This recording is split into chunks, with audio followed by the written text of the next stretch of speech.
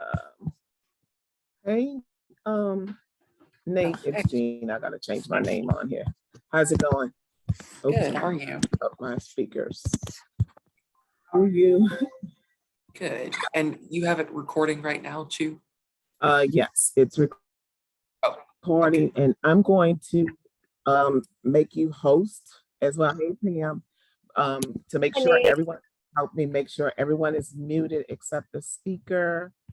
And I think we have to figure out how to make sure folks can utilize their own PowerPoint, or presentation. So hopefully I can assign uh, that to folks. okay. I should be Is that able to assign that to people. Also, I will be right back. I'm going to go close. okay? So wait, do I have to do anything? I should have called you to get a tutorial. Oh, that's I'm the word. so. At least to make me host, I think you just have to like hover over my name and click the more button, and there should be one that says like make host. Let's see. It's in. Oh, look at that. Okay, there you go. It was in the top of right thing. And Perfect. There we go. so, hi Samantha. I'm so glad you're on early. Do you have your own PowerPoint presentation? And do you have an option to be able to share your screen?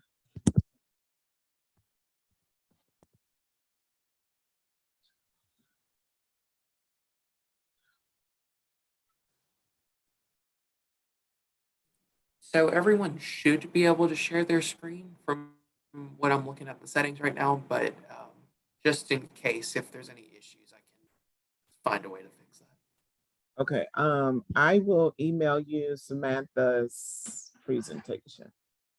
So let me do that now.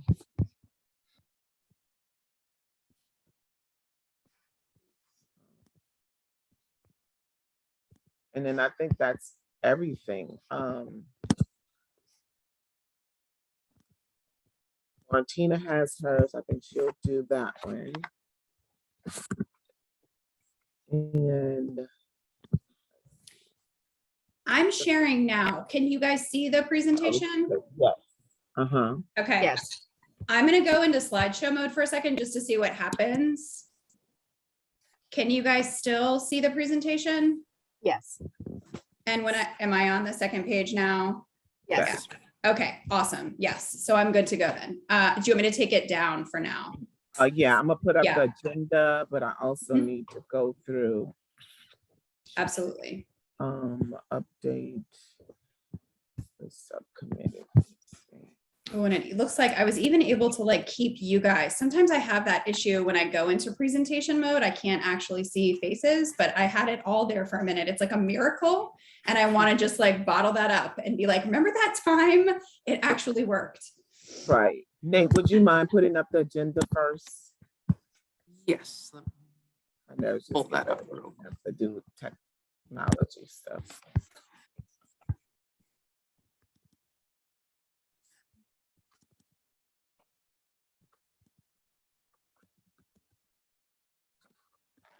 All right. Can y'all see it now? Yes. Awesome.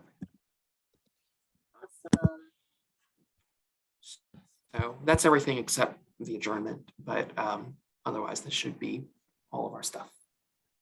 Right. Okay.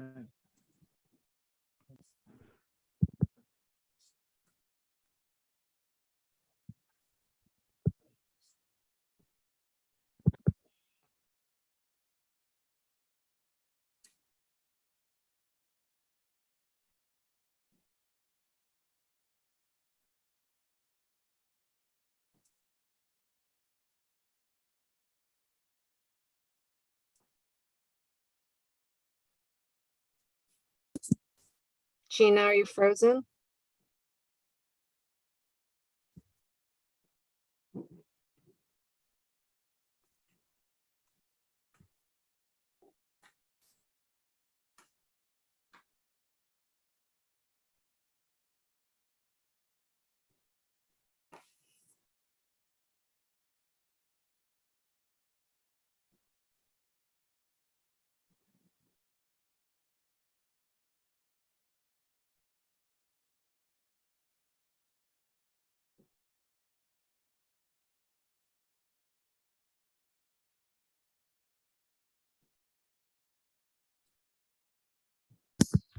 I was just saying, I'm glad I made y'all alternate host because lightning just struck. I don't know, and I had a whole surge thing. So y'all just keep it moving. Whoever comes up next, you can, because there's not a lot of stuff that I have to do. That would be great. Thank you. This is a mess. I know uptown, the internet is so crazy. I just put it on my trying my hotspot.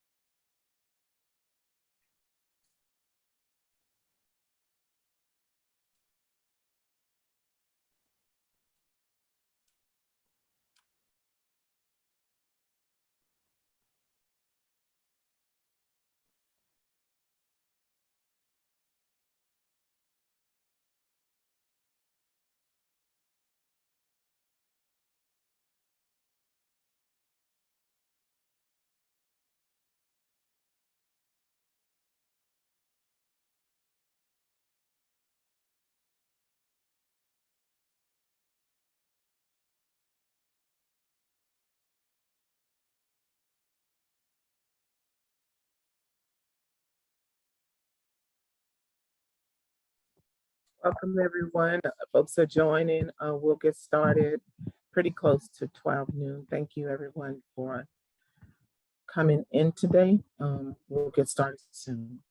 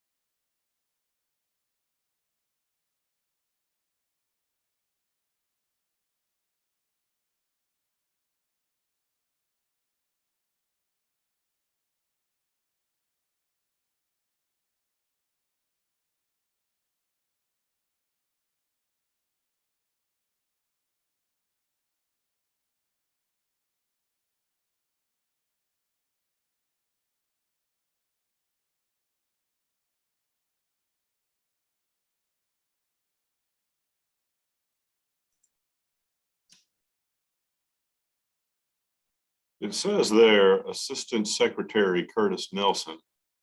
Is that the same Curtis Nelson who was recently of the Supreme Court?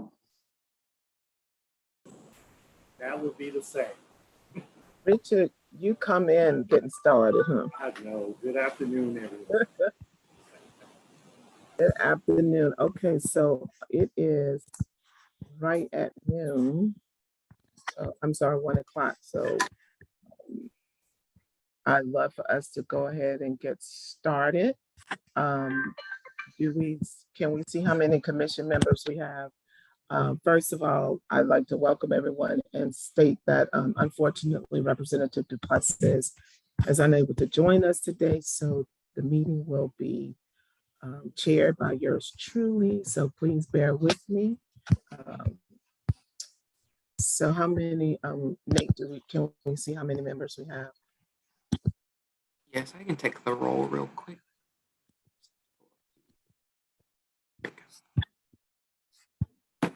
All right, so Justice Piper Griffin, Miss Bridget DeNicola, I know she's not here today, Senator Rick Ward, Tracy Woods, Representative Duplessis, I know he's not here, Mr. James Lemoyne, Richard Pittman, Here. and Miss Gina Womack. Yes, so we're gonna be holding it down for a minute, Richard. So we know we can't approve the minutes. Let's see, let's give another few minutes. Is that gonna be okay? And see if other folks are gonna jump on. I'll text a few people. I know. I don't know what folks choice we said have. they- Yeah, we'll wait a couple minutes. I doubt we'll have a quorum, but that's fine. We just need to, everything will be recorded. We don't have anything to vote on but the minutes. So it's not like we're making decisions today, but it's unfortunate. Folks said they were gonna join, and so we'll give it a little, 1 or 2 more minutes.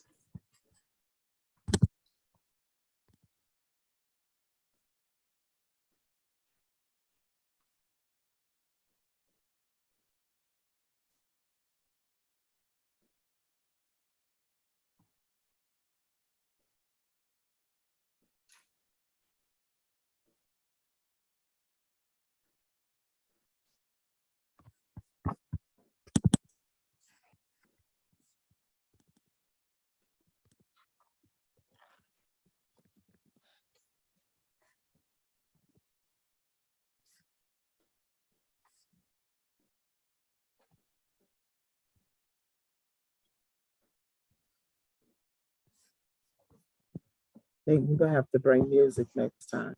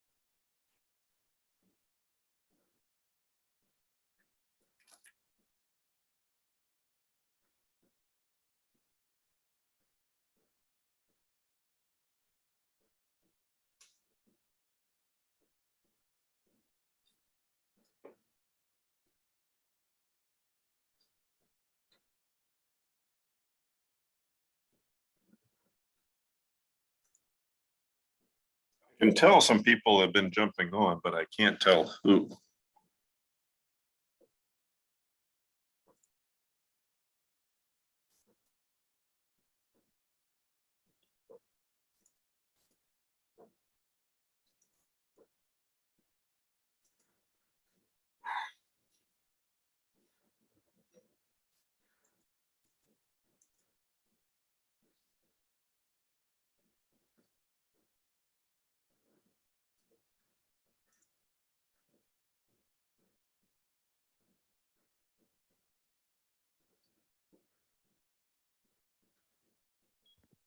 Okay, everybody, we're not gonna hold up the train anymore. We're gonna move forward.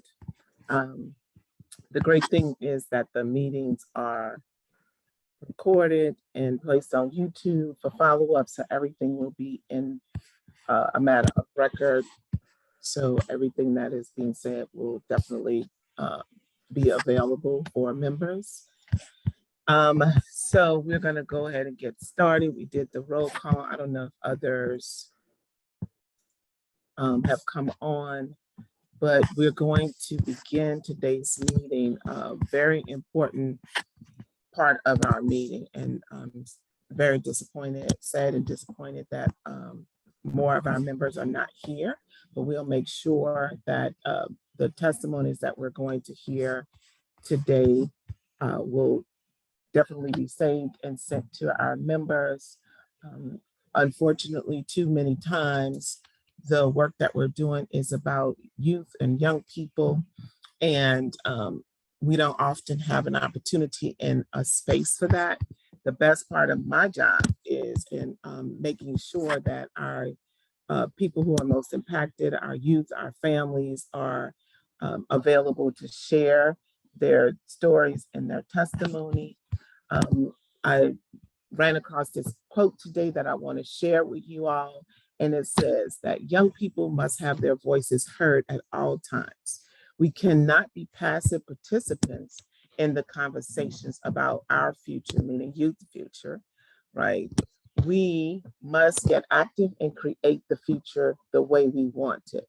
So I'm glad to be able to introduce today and have some young people who are definitely working in that way. They're here to share from their perspectives, because adults, and especially this commission, like, we are working in charge with creating a system that our young people are going to inherit. So we need to definitely take our job very, very seriously and continue to listen to young people, youth, children, those that are most impacted. So I'm very happy. I think we could take the agenda down. Florentina, did we want to go ahead and share the screen, share your screen first?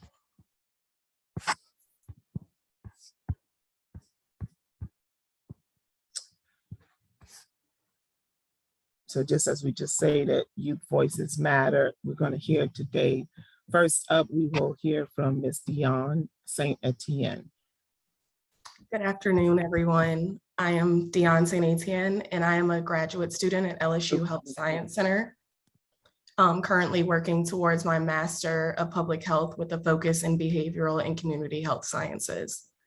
I'm here today as a youth advocate for the sole use of evidence-based youth justice system practices that lead to increased feelings of community connectedness and optimal behavioral health outcomes for all of Louisiana's youth, not just those of us with privilege.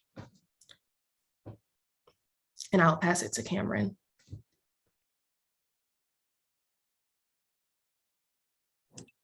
Hi, my name is Cameron Dumas. I'm with Black Girls Rising. I'm a 2021 graduate with a BS in criminal justice. Today, I want to talk about how, as children and adolescents develop positive or negative factors in their experiences, relationships, and skill building opportunities stack up. You can imagine that these experiences are like weights on a scale, tipping their development toward and good or bad outcomes. Supportive relationships, safe and healthy environments and communities, and plenty of opportunities to develop strong cognitive, social, and emotional skills tip the scale positively. Negative factors like violence, chronic trauma, neglect, or malnutrition tip the scale negatively. Removing youth from schools and sending them into a criminal justice system is a especially heavy negative weight. Counteracting prisons with positive factors is difficult, so it's best not to put these weights on their scales to begin with. Instead, diversion programs and school counseling and other behavioral therapies and similar programs are ways to help the scales tip positively. We need to recognize adolescents' development needs and address their circumstances and behaviors in ways that do not stack the odds against them.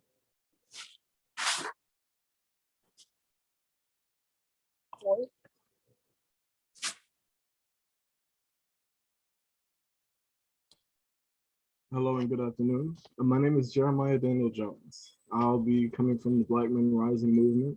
I'm a current third year at Xavier University and a candidate for my Bachelor's of General History. And I'll just kind of be bringing you narratives and experiences from today's youth.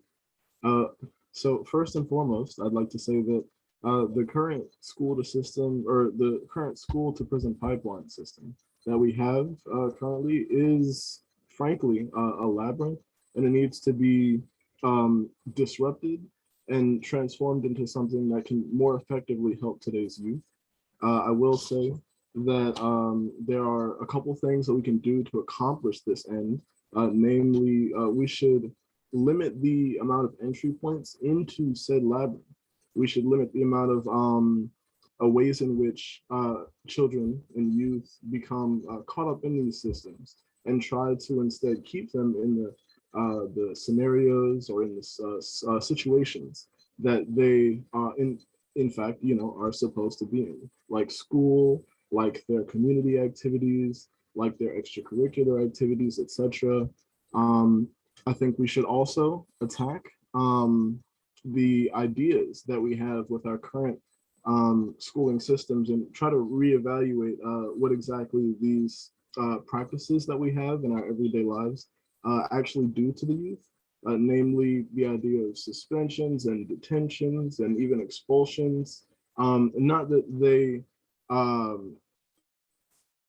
an instantaneous route over to a prison, but we, in looking at these practices, we realize that the idea of taking and removing youth or children from the spaces where they're supposed to be and labeling them either to their face or behind their back as a problem in the situation or scenario, and that problem needs to be resolved elsewhere. That problem needs to be taken out of the environment in order for that environment to flourish, makes them in and of themselves feel as though they do not belong.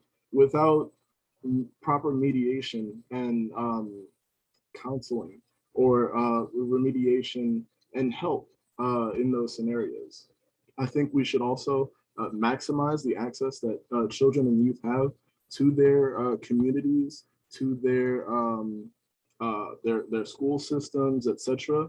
Namely, that means including more access to mental health care, as well as mental health care awareness within school systems, as well as other systems that youth frequent. Teaching them that counselors, therapists, you know, and working through your problems in other ways that aren't just leaving the situation and or being forced out of the situation are helpful, are healthy, and are normal.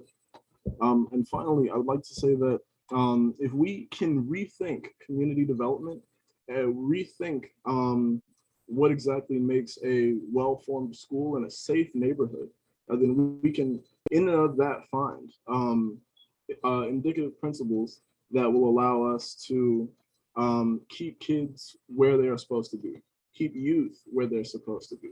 And I would just want to end it off saying that I believe that we should continue to fund these programs, these counselors, these therapists, and push for their continued funding so that they can become a normal aspect of everyday life for these youth.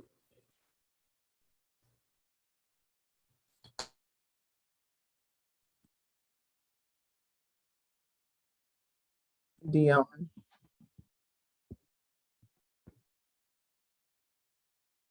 Sorry, I was muted. Thank you to the commission and Ms. Womack for inviting me to speak today. So to ensure healthier outcomes for Louisiana's youth and keep our community safe, youth justice system practices should be evidence-based. We are all aware that adolescence is a time of rapid brain development, which can lead to clouded judgment and risk-taking behaviors. It should be unlawful to ignore these facts and treat underserved youth as adults in Louisiana. Residential segregation, which in turn results in school segregation, leads to students of color misbehaviors, being treated as a disciplinary issue, while their white peers' misbehaviors are more frequently seen as behavioral health concerns, meriting a modified curriculum and additional school support personnel to assist with any behavioral needs. This bias in treatment instills and further perpetuates racial disparities in the youth justice system, as unequal school funding limits our public schools' ability to effectively provide support services to students of color, ultimately leading to the school to prison pipeline. For children of color to achieve healthier behavioral outcomes like their peers from more privileged backgrounds, they must be treated like those peers, and data shows us that this has not been the case. If this is hard for you to understand, please take a moment to think about how your parents, teachers, and school system dealt with your misbehaviors. And if it weren't for the positive disciplinary support they provided to keep us on track, who knows where any of us in this room might be today. Louisiana consistently ranks poorly in all quality of life measures. Currently, the state ranks 49th in the nation for overall well-being of its children and 50th for the economic well-being. These statistics are predictors that have been associated with exacerbated rates of youth crime and violence within Louisiana, which is fueled by the copious amounts of socioeconomic disadvantage within the state. It's not news that a large percentage of our families are struggling to provide the bare necessities for their children. Therefore, the state and this commission have a responsibility to work with families to provide services that adequately meet our families' basic needs. Youth prisons have historically compromised the development of community-based programming, even though it has been proven to be the most efficient way of providing adequate support services to economically disadvantaged youth. Community-based programming can provide after-school supervision and increase feelings of community connectedness and belonging, and in turn has kept children out of negative environments and away from negative influences by providing a space for kids to just be kids. To produce transformative change, Louisiana youth justice system practices must begin to shift from cookie-cutter crime label sentencing to individualized treatment plans based on individual child and family needs. Interdisciplinary care teams are needed to assess all aspects of children's lives in hopes of providing holistic rehabilitative care and reducing the chances of recidivism. Disciplinary actions must be developmentally informed to ensure just and efficient care is provided. Adolescents are genetically wired to test the limits. Therefore, policymakers must acknowledge that the adolescent brain is still developing and that it is natural for children to test the limits during adolescence. However, the key to responding appropriately to youth misbehaviors is to provide developmental-based prevention, intervention, and rehabilitation support services. When a child initially misbehaves or is involved in the youth justice system, youth justice practitioners must take advantage of the malleable adolescent brain by actively developing children's self-efficacy to make better decisions for the future, not locking them up and stripping them of any hope or humanity that they were already longing for. 73% of Louisiana's incarcerated youth have been found to suffer from mental health disorders.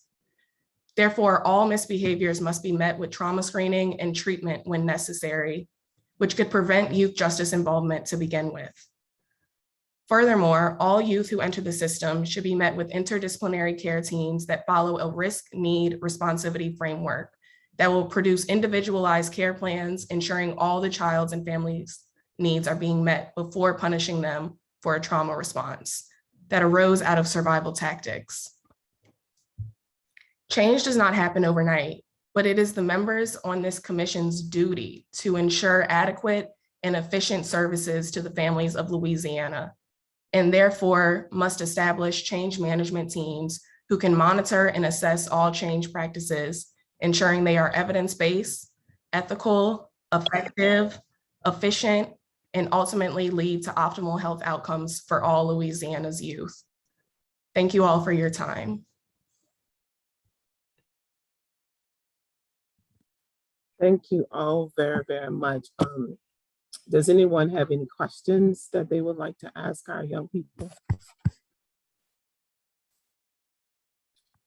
Hearing none, if you can also put them in the chat box if you think of something later. I definitely would like to thank you all for taking the time to come and speak to this commission and share your level of expertise and what you all would like to see moving forward and the expectations of this commission.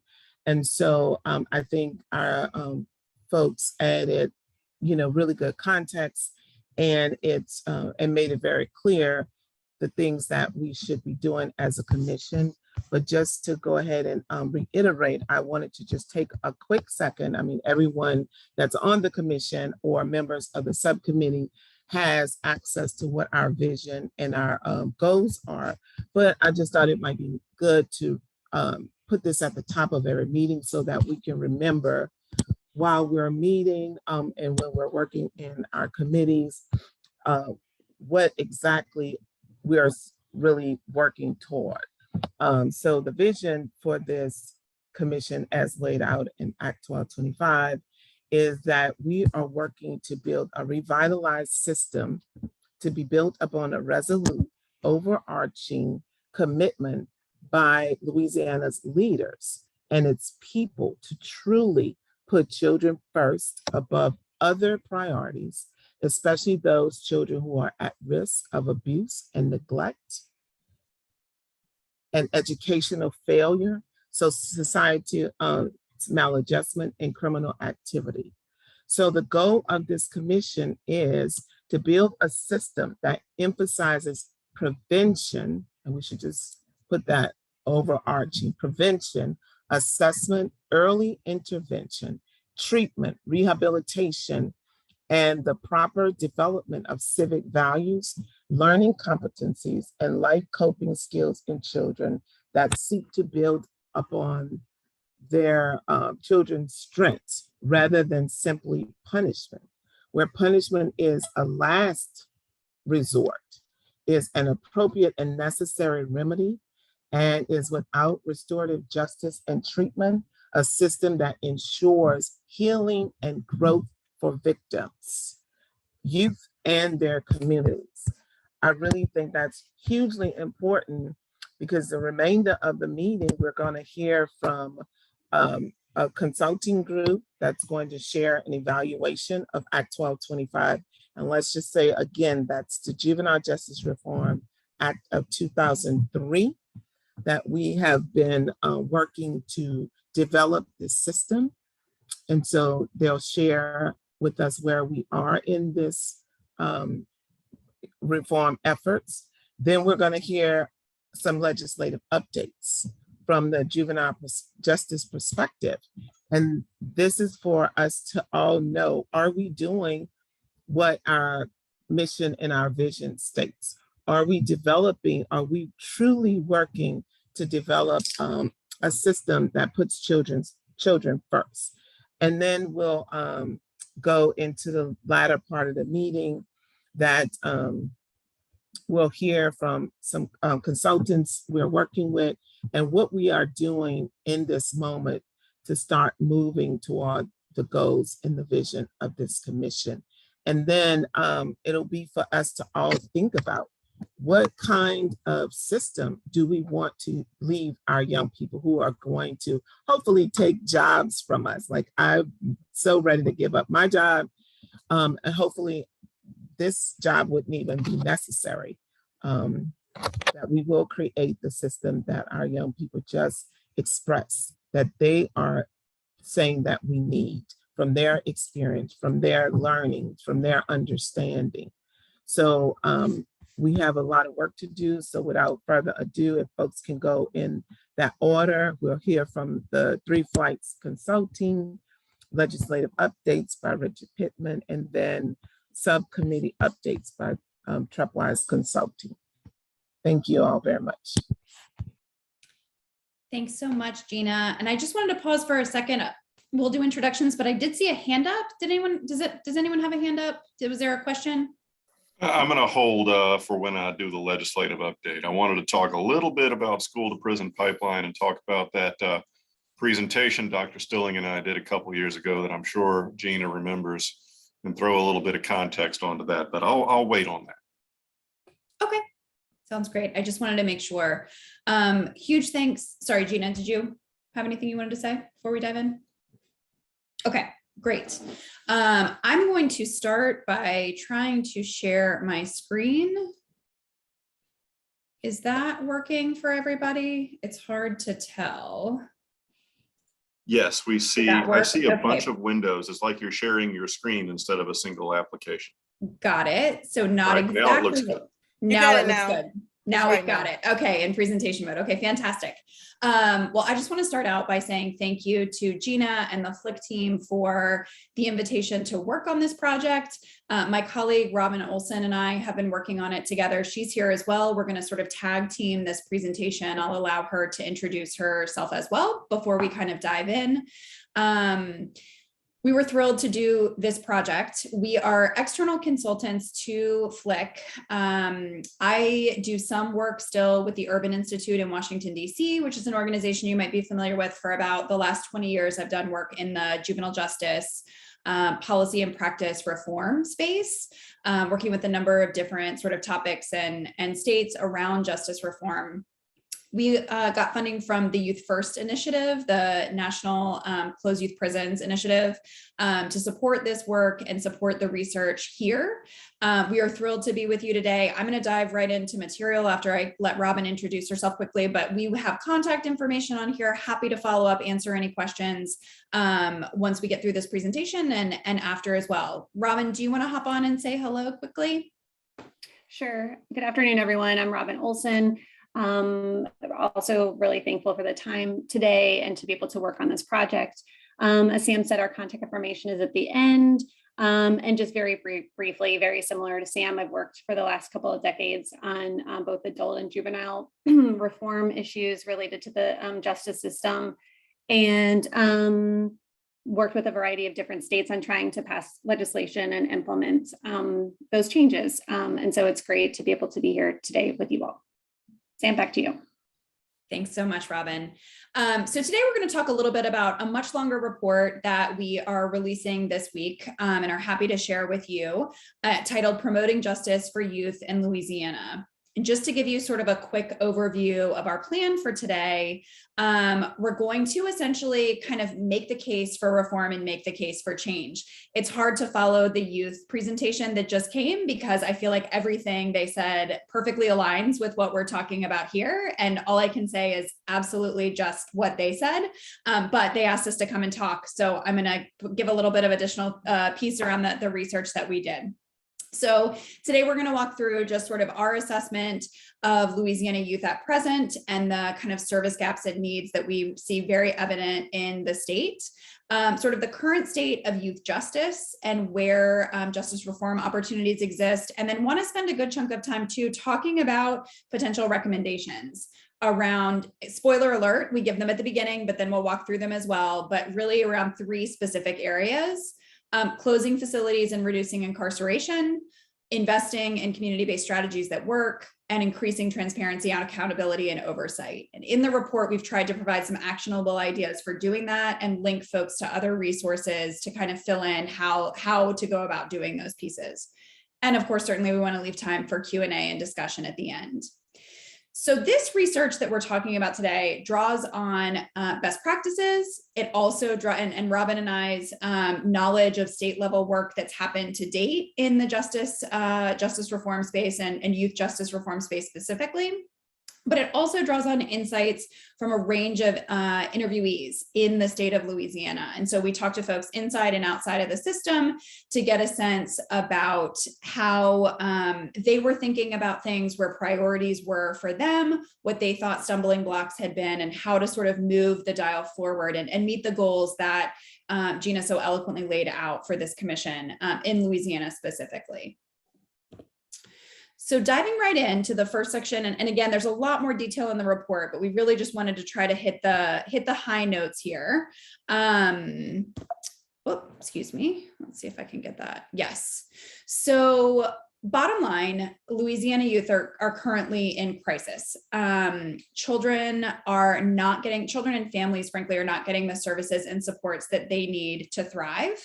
As we were looking across the reports and research in this space, it was notable that Louisiana consistently ranks at the bottom of the country across various metrics of child well-being. So we summarized a few here. Annie, Casey, their latest Kids Count report ranked Louisiana 48th out of 50 on overall child well-being. In 2020, Save the Children undertook a different but similar kind of state-by-state assessment of national efforts to prioritize and protect children, and actually ranked Louisiana last out of all 50 states. And ultimately, 1 in 4 children in Louisiana live in poverty, and 1 in 5 live in a high poverty area. So the need is very great. Key resources, particularly when we're thinking about the population of justice-involved youth and even youth outside of the justice system, particularly mental health and special education services, are very limited and vary significantly by geography. So this is kind of a dense slide. Really, we just wanted you guys to have this as a little bit of a leave behind, but it summarizes a recent class action lawsuit that the Southern Poverty Law Center brought against the Louisiana Department of Health. This was 2019, but this is not the only one. I'm sure you all are familiar with others as well. This one specifically spoke to the Department of Health's lack of providing children on Medicaid with mental health care as federally required by law. It noted that the state failed to offer services and relied instead on either psychiatric institution placement or the youth justice system to stabilize and support young people who are in crisis. And they also pointed out, as I think one of our youth speakers before noted, that there's significant need amongst youth. More than 1 in 4 youth in Louisiana, about 27%, were diagnosed with a behavioral, emotional, or developmental disability. That's more than 260,000 kids in Louisiana. So it's a significant population that we're talking through here. Poverty, these service gaps that we referenced, and the associated challenges further marginalize Black and Brown youth and families who are disproportionately funneled into the prison system because of unmet needs. So when we look at how these challenges are impacting children and youth and families in Louisiana, it's not borne equally by different racial and ethnic groups. Black residents are twice as likely to be in poverty compared to white residents. While Black residents make up about 32% of the total state population, they're more than 2/3 of the state prison population. So we look at, and there was a recent report that shared the staggering statistic that 1 in 7 children in Louisiana has an incarcerated parent that's disproportionately borne by youth and families of color. And the school to prison pipeline that I think one of our colleagues had referenced earlier is a persistent problem. Black children are more than twice as likely to be suspended or expelled than to be in advanced placement courses in Louisiana. That's just one specific example. But in short, I think taken together, these really point out how youth and families are not getting the services and supports that they need to thrive, and how that's disproportionately impacting specific populations of youth and families, particularly Black youth.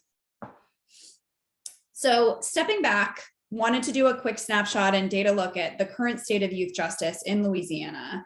Bottom line, over the past few years, and we'll look at this in just a second, youth incarceration has decreased, but the primary investment is still in youth prisons that have been proven to be unsafe, ineffective, and costly. So we're going to kind of walk through and make that argument.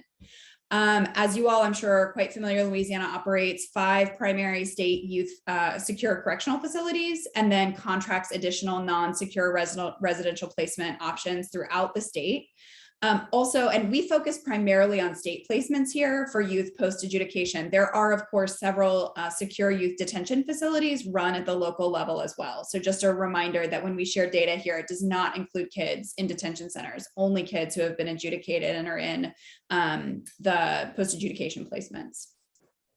And honestly, you don't have to look far past recent headlines to know that conditions are not good and that there are serious safety and education concerns. The state has seen a long string of escapes and suicides. A couple of the news articles point to that.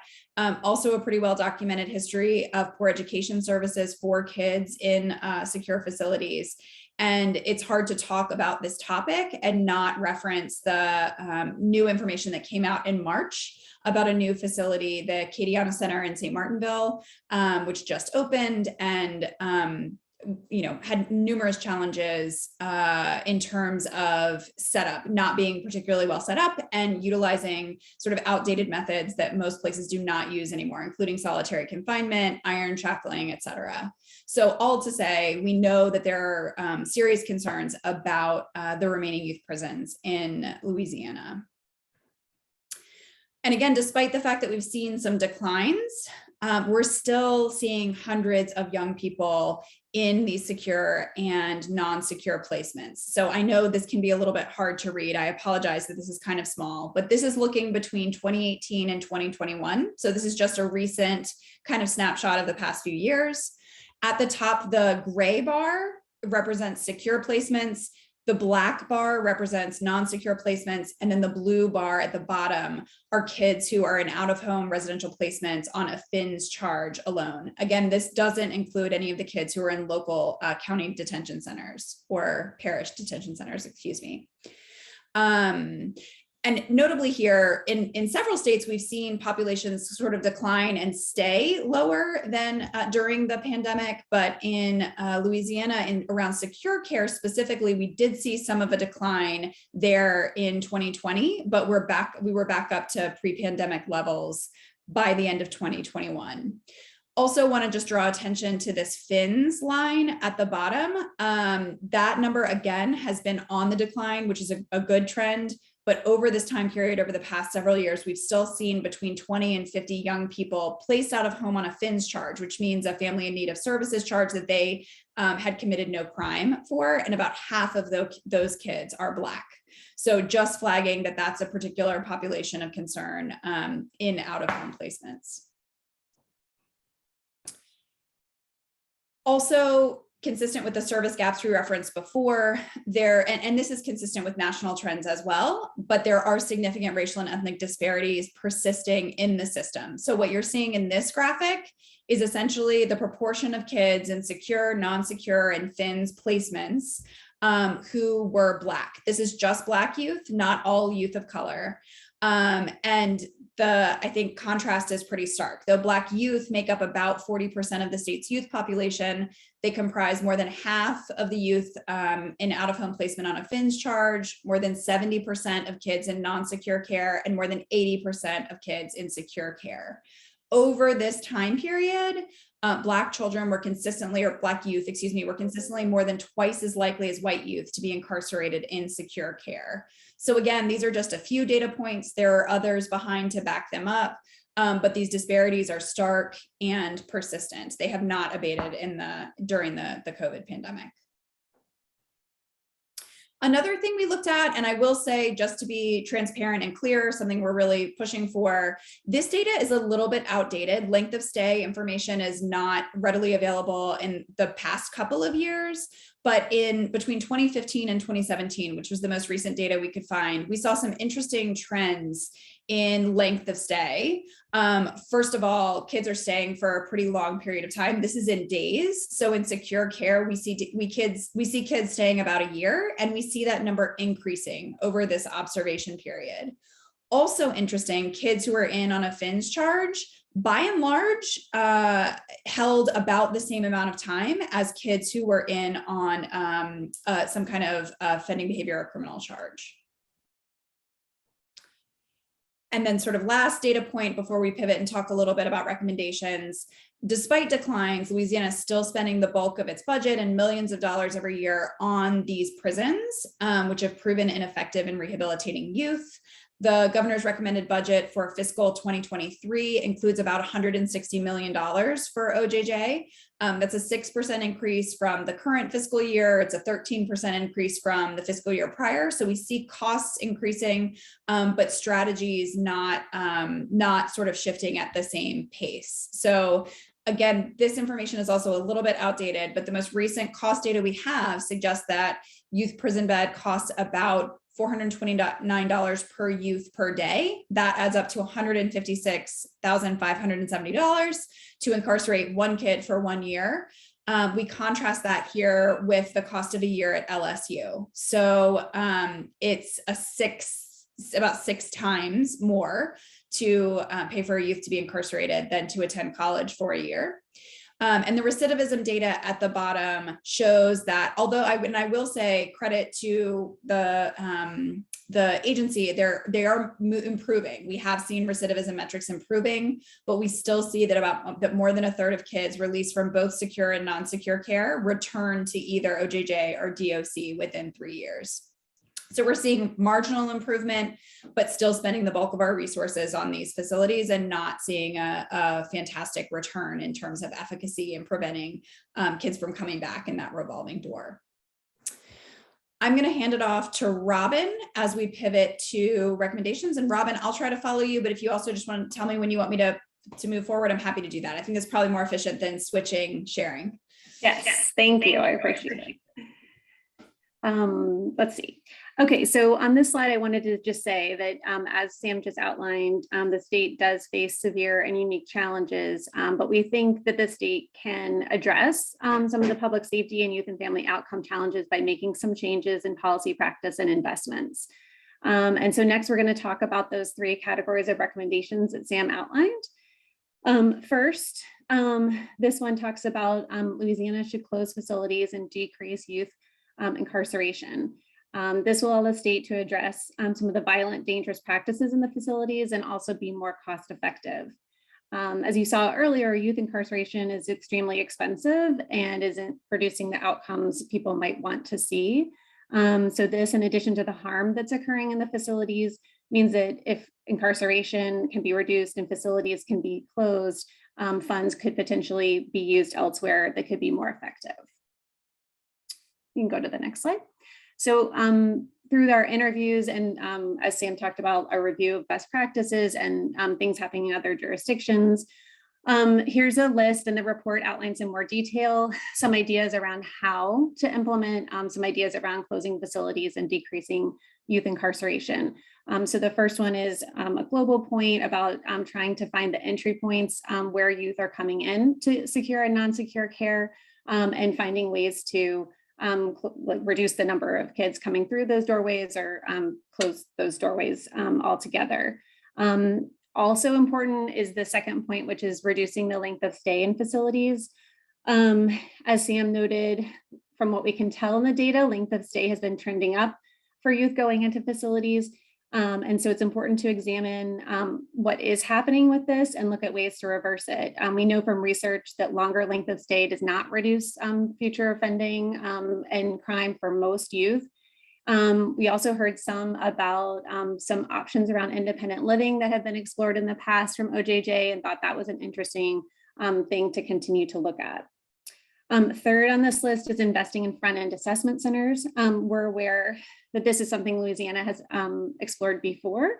This is a way to divert young people. Assessment centers seek to keep youth out of the system through a single point of contact, which identifies underlying issues that might be contributing to concerning behavior and partners with youth and families to access individualized services, as we heard some of our colleagues talk about the importance of before. Louisiana already has some assessment centers in certain localities and could explore where they're working, where they're facing some challenges, and whether it might make sense to establish more of them in more places. Fourth on the list is funding credible messenger mentoring programs. Other jurisdictions around the country have seen some recent success with these programs. They match justice-involved youth with adults with pertinent life experiences and who also have training as mentors. The results from some of these programs that have been studied show increased engagement with services, more compliance with court, and more participation in those community-based services. And last, looking at what the probation strategies are being used in order to increase success for young people on probation and reduce violations that might result in custody. So kind of looking at that doorway into the use of custody and youth prisons. Ideas around this, and I think this is something that the state is starting to do some review around their probation strategies. So I just thought it was important to lift up, and ideas that could be considered include shortening supervision lengths, investing in relationship building and planning with youth, connecting youth with long-term community supports. It also involves assessing the cases to close cases as quickly as possible. Okay, we can go to the next one, Sam. Second on the list of recommendations is investing in a comprehensive continuum of care in the community for kids and families. So a lot of jurisdictions around the country have recognized the efficacy of community-based strategies to prevent, intervene, and respond to harmful youth behavior. And as you might know and guess, building this continuum of care is quite expensive and can require a substantial investment. And so jurisdictions are experimenting and finding creative ways to start to build this continuum of care for kids and families. So for Louisiana, Sam and I put on this list, capture and redirect savings from reduced youth incarceration and facility closure. This would involve tracking reductions and implementing budgets that transfer funds into community-based services. I know the state has experimented with the 2017 Jraic RFP process, the Justice Reinvestment Process. And so that could be interesting to try to build off of, do some lessons learned, and see if there can be even further work in terms of funding community-based services. Second, look at maximizing existing state and federal funding opportunities. This would involve improving access to services through Medicaid. Something we heard in the interviews is that this is particularly needed for older teens, and particularly for things around job readiness and employment programs, that was a real need. Third, encourage this committee, this commission, and other stakeholders to outreach and respond to requests for proposals, either to foundations, the federal government, or other funding sources to try to continue to bring in resources to the state to work on this continuum of care. And lastly, build relationships and partnerships across agencies. There is always more work to do on coordination of services and increasing the reach and efficiency of the services that are out there. You can go to the next slide. And then the last area was increasing transparency, accountability, and oversight. Sharing an understanding and a common knowledge of the problems and the successes in the youth justice space in the state across a variety of stakeholders is really, really important. And these stakeholders would include agency administrators, elected officials, law enforcement, judges, public defenders, advocates, community members, youth and families, kind of a lot of the folks on this meeting today, and just continuing to build a shared understanding of what's happening and what's working and what's not is just really important to the fabric of this work. And in order to know what's working or not, there should be a clear understanding of key metrics, experiences of youth and staff involved in the system, and the latest research and successful approaches that people are experiencing across the country. And then my last slide is some of the details in the report around how to do this. So the first one is around requiring and funding regular data collection and reporting. One strategy could involve the Children's Cabinet, which is charged with coordinating and funding programmatic services at the state and local level for children and families, trying to preserve funding, which I know is a challenge, and elevate youth justice concerns. And we would encourage the cabinet to be coordinating with this group here, with the JJRAC on this. Requirements could include asking children, youth, and planning boards, OJJ, or schools to continue to report or report more on their work and their justice system statistics. Second, regularly conduct data collection and fact finding with youth and families directly impacted by the youth justice system. Gina spoke about this at the beginning of this meeting, and it's important. We included it as one of the key recommendations here. Third, support local and statewide convenings to gather stakeholders together to learn about the latest in youth justice research and trends.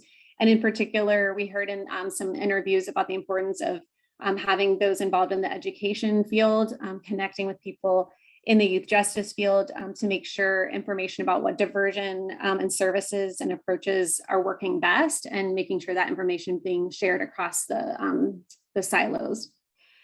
And then last, incentivize people at the local level to regularly meet, share information, and implement improved approaches. We know the children, youth, and planning boards have been challenging to sustain, but we do think local action is very important, and thinking about strategically about how to co-chair local groups, making sure education, local government, and the local youth justice stakeholders are involved. There's a lot of existing resources and toolkits for this type of work specific to Louisiana. And so we encourage people to revisit those. Sam, I can turn it back to you. Thanks so much, Robin, for going through those. And we wanted to just carve out some time at the end to allow any questions. Happy to answer any questions, and also eager to hear your reflections and thoughts about this information and kind of next steps for Louisiana. So I'll pause and ask and give you the floor for any questions.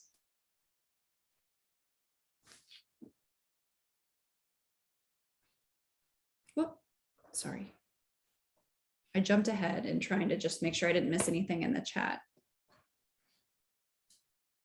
Yeah, I was checking the chat as well. Folks can send questions at a later date. Again, we're going to make the full report available to everyone that's on the call. But I was hoping folks might have some questions or comments about what they've heard. I don't have a question, Gina. I had a comment about crisis services. I don't think that was mentioned in any of the information that you guys shared.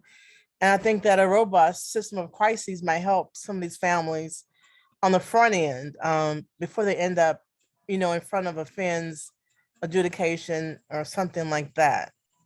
Just a thought about that. That's a great point, a really good point, and I think speaks to some of the problem articulation that we've seen is a lack of crisis response that sort of funnels young people and families into existing systems. I think that's a really important, really great point. I agree. Richard, you have your hand up? Yeah, excuse me, can you go back to a slide? I believe it showed data from 2015, 2016, and 2017 in a table. Mm-hmm. This one, we have this one, that's the link. Yeah, that's the one. That's the one. Right around this time, I believe it was in 2016, in late 2016, a law was passed that provided new post-dispositional procedures. And so 2017 would have been the first year that it was in effect. And it wouldn't have affected all kids in 2015, not in all of its aspects. It would have affected like new kids who were sent to OJJ in 2017. And so it occurs to me that what's likely happened is that this data is too early to see the impact of that law, if there is any. And I'm wondering, do you have any idea of what happened after 2017 to see if maybe some of those numbers came down? That is such an excellent question, and a really important one. I think you're exactly right, because I do just want to draw attention to the fact that this is on kids who are released in these 3 years. Yeah. So even kids, okay. So even even the kids, they would still potentially be there. So your point is a good one, that it might miss that data. We don't know, and we would happily analyze that data if we can get our hands on it. We weren't able to find more recent information, but I think it's a really important question. And the data around length of stay by the different type of facility is I think a top priority for additional information. And don't get me wrong, it is certainly possible that the answer is it didn't work. Yes. I hope that's not the answer, but I was hoping that maybe we would have an idea of what happened afterwards. Sorry, that keeps going back and forth. I apologize. There we go. Still figuring. I think the information about data is really a pertinent point, right? Like advocates, I mean, we shouldn't have to search for information. I think that's one of the things we have been bringing up. I remember way back before we passed the reform, we were able to see a lot more data than we are able to see now. And that would definitely be an ask that I would have of OJJ that, you know, and I'm sure other advocates probably have already asked these questions too. And this is definitely something we can tackle in our subcommittee with the data subcommittee, that, you know, all this information should be made readily available so that, you know, not only advocates, but parents can know what's happening with their young people. Great point. So if there's no other questions, I ask a question, Gina. This is John James. Yes. I had a question about the Children's Youth Board, the Children Youth and Family Planning Board, and we talked about like how much the impact of that board and what they can do, but how do we keep those boards moving from a JJRAIC standpoint? That is a really great question. Maybe I'll take a quick stab and then Robin, you can add as well. So the children youth planning boards, one of the interesting things, so to be clear, we did not speak with the CYPB lead in every jurisdiction, but it was evident that some jurisdictions are still meeting and at least information sharing, and they're still very much alive, whereas in other jurisdictions, they've sort of sunset. On the one hand, there's not dedicated funding or accountability for them. So they're not required to meet or given any resources to meet or required to report out anything from them that has real teeth to it, that has a real accountability structure. So I think that's part of it. I will say some people also, and some of the interviews we did, we also heard that it doesn't take a ton of money to bring people together and have these conversations. So another sort of barrier and challenge at the local level is that you have various entities with different, with power and control over different pieces of the puzzle. So without that accountability and that clear framework for action, it's hard to push these entities to hold themselves and each other accountable. It sort of at best becomes a little bit of information sharing and maybe problem solving, but not collective action planning. And so I will say the MacArthur Foundation funded specifically for this children and youth planning boards in Louisiana, kind of like a toolkit for how to set them up and make them work. So there are existing resources that you can draw on, but I think part of it is thinking creatively around that accountability and structure piece that might help keep things moving. Robin, did you have anything you wanted to add to that? Just to add on, you mentioned the role that the JJRAC could play in that. And I think if there were some clear questions or, you know, Sam just talked about kind of collective action or priorities that you all wanted to communicate about what would be interesting to hear from those local boards. I think that would help focus some of the conversation and that type of thing, so that everyone's kind of rowing in the same direction. So I do think even just kind of a communication about priorities and what information would be helpful to be hearing from those entities would be useful. Yeah, you guys definitely hit the nail on the head. That was a great question, John. And unfortunately, I don't see that Ms. Washington, the executive director of the Children's Cabinet, is on, but it seems to be finally a priority of the Children's Cabinet. So I'm hoping that we will see some movement pretty soon. And it's definitely part of the JJREIC's role. So hopefully we will get involved, and you may see a little bit more when we have the discussions around the subcommittees. But from our vantage point at FLIC, it's definitely something that we've been pushing, and for uniformity, right? So that we understand what's happening and that each planning board is operating in a need from its jurisdiction, but also there's some teeth and accountability, right? And so again, I mean, I hate to be just sound like redundant, but this was the part of the blueprint that was put in place in the roles of the children's cabinet, which is to, participate in overseeing that and helping to get those started and identify funding. But as we've been saying, and I think I saw that Assistant Secretary Nelson agreed that it doesn't require a lot of funding because, to at least get it started. Now, to do the work, you may need to do that. I do know in New Orleans, we've raised several hundreds of thousands of dollars, I believe, to do some of the work. So all things are possible if we're very intentional. So with that said, I'm gonna move us along. And Richard, you want to give us an update?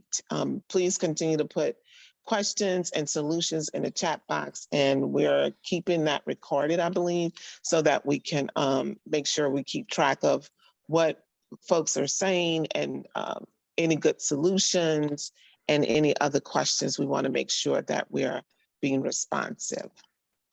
Richard? Sure. First, I actually want to bring up something that we talked about with the school to prison pipeline.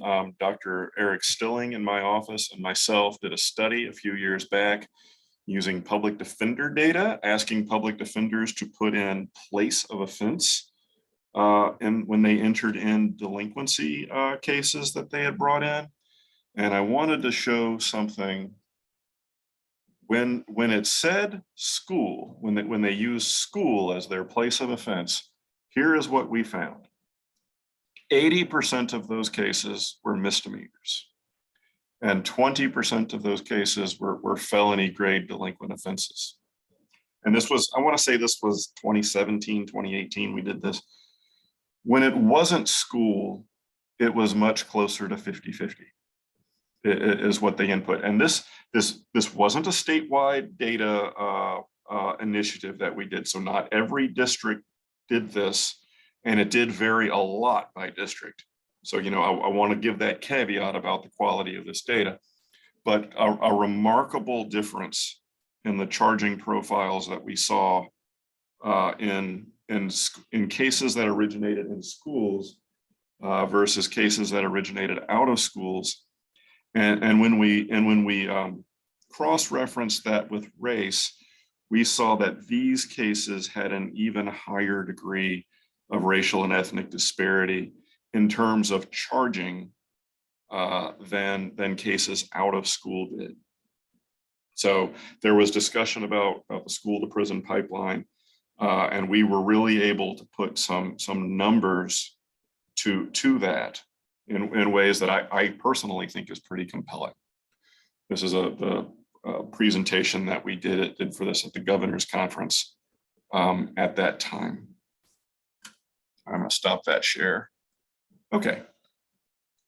And I'm going to share a much less impressive slide, not a slide actually, just a list of bills that came through the legislature. And these are just a bunch of bills that dealt with the Children's Code or some selected criminal matters.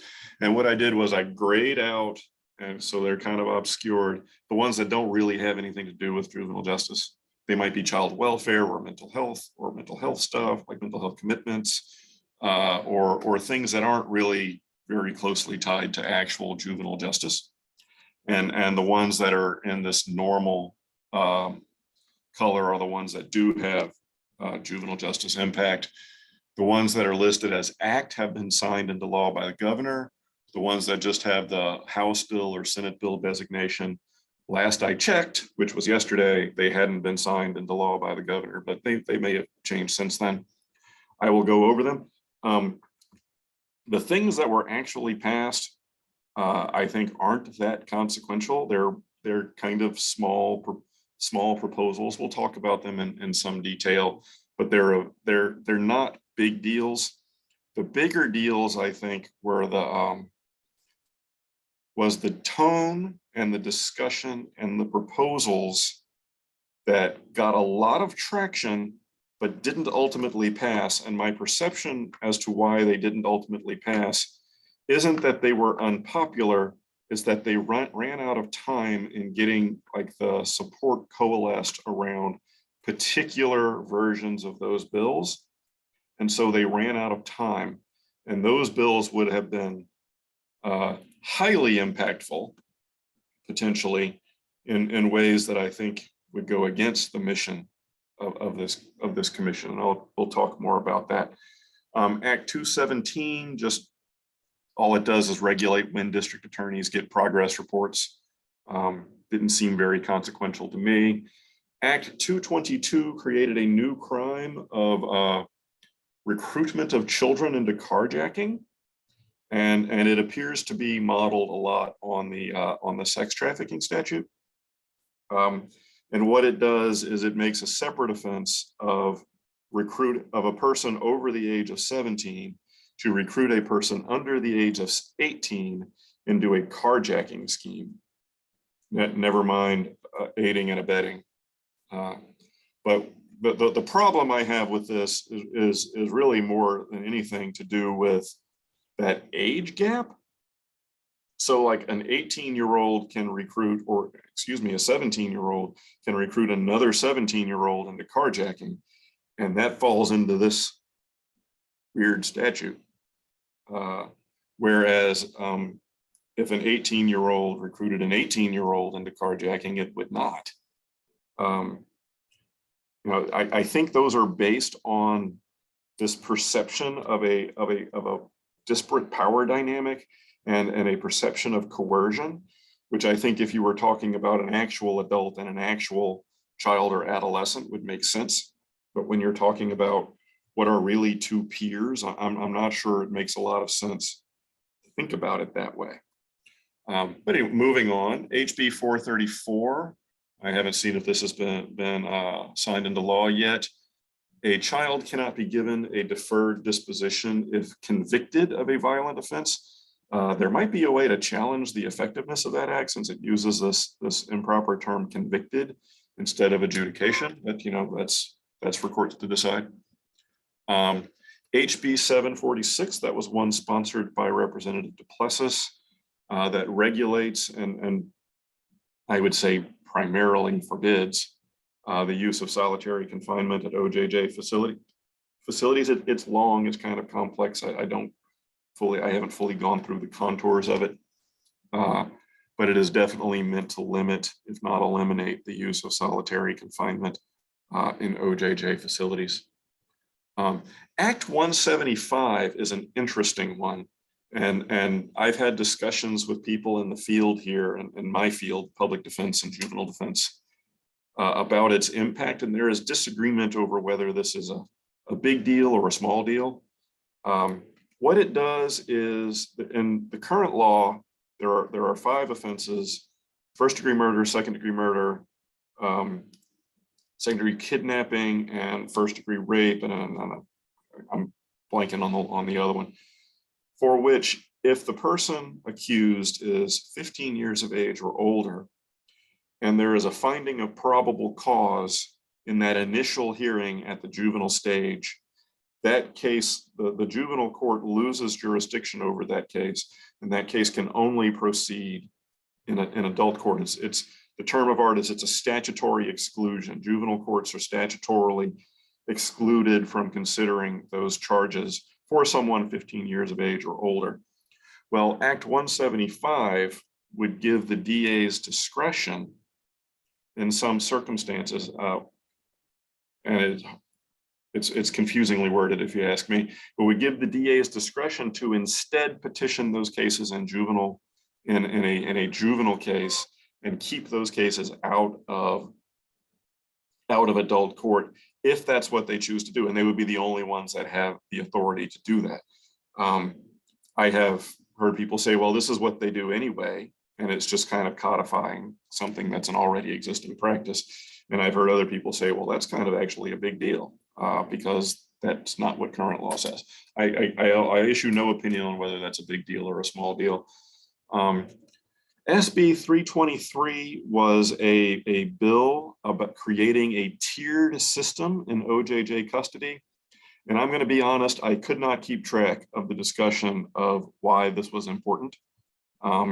maybe actually Assistant Secretary Nelson would be able to explain why this was important. It seemed kind of technical to me.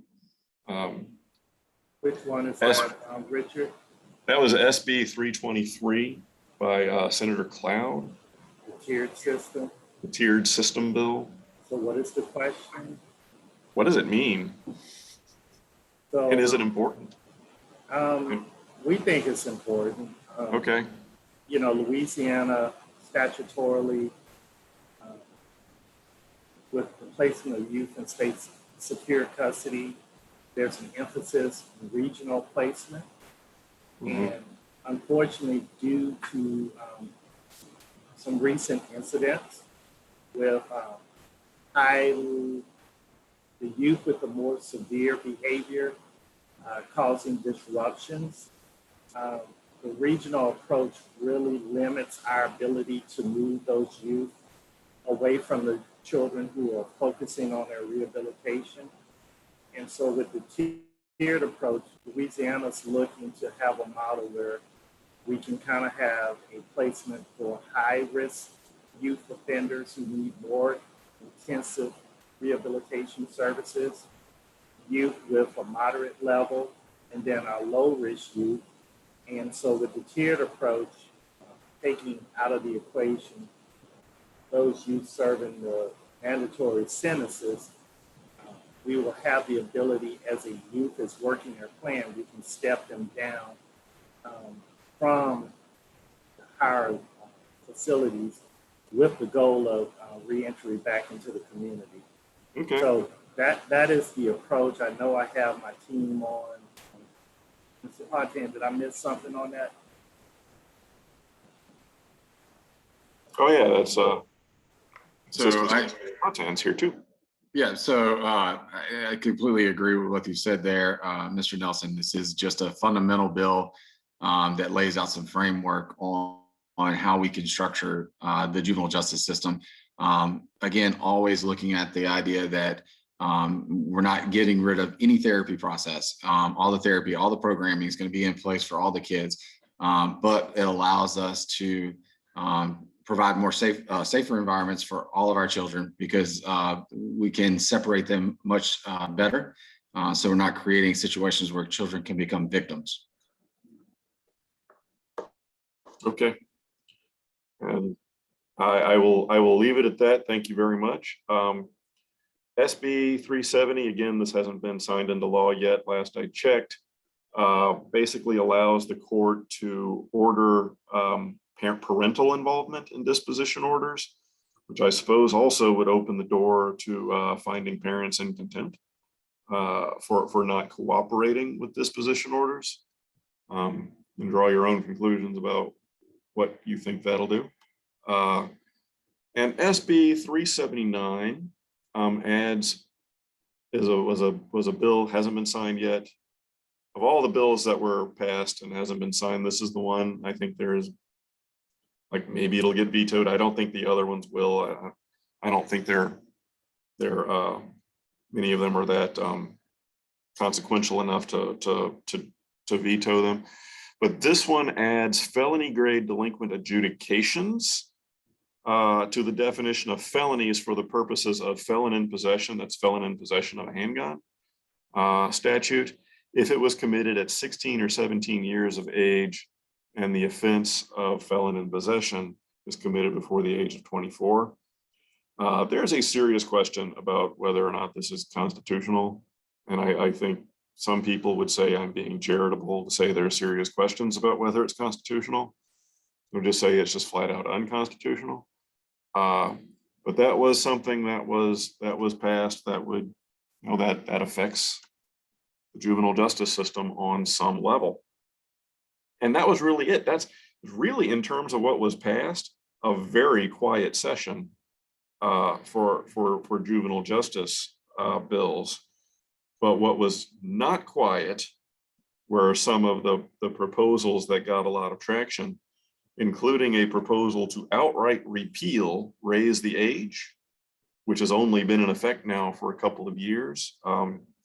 it kind of quickly morphed into something else, but not before there were a lot of people who were willing to sign on to it as it was, which I think everybody can agree that lowering the age would be not in keeping with the mission and vision of this commission. There were some other things that would have expanded transfer that weren't ever voted down, but kind of ran out of time. It would have required, I think, a constitutional amendment to implement, which I think may have been one of its obstacles. But the rhetoric and the discussion, particularly the people who were speaking up at the legislature, really harkened back to the super predator days. It was, these kids are out of control. These kids are different. They're not, they're acting fools. They're not able to regulate their behavior. They don't have, put it in my own words, the empathy that you would expect children to have. It really was a recycling of that early to mid 90s rhetoric about super predators, and it's really pretty fortunate that nothing really terrible, nothing in that spirit got through the legislature, and frankly, unless that spirit breaks, I am very worried about what maybe the next legislative session might hold. Because really, like I said, the only thing I think that stood in the way of those sorts of bills passing was an inability to coalesce around a particular version of those bills. And there may be people on who can elaborate on that, or disagree with me on that, or expand upon that, or what have you. I know, Gina, you were there a fair bit. I think some other people were there a fair bit. Yeah. But go ahead. Yeah. No, keep going. Okay. It's as was pointed out, I think multiple times, we don't have an expansion of juvenile violence in this country right now. We have an expansion of overall violence that's not particular to youths, and it's not particular to Louisiana, and it's not particular to the cities, and it's not particular to the country. It's broad ranging.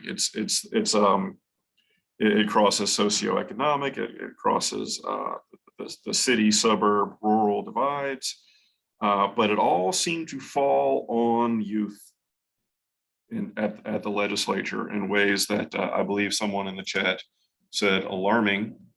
I think is right, and all I say is, as someone, I'm a state employee, so I can't lobby about stuff, but I can tell people what I think outside of the legislature. I hope that fever breaks between now and the next time we go through this, because I wasn't involved in this every day. I know there were some people who were, and it was extremely disconcerting and alarming and difficult for the people who were doing it all the time.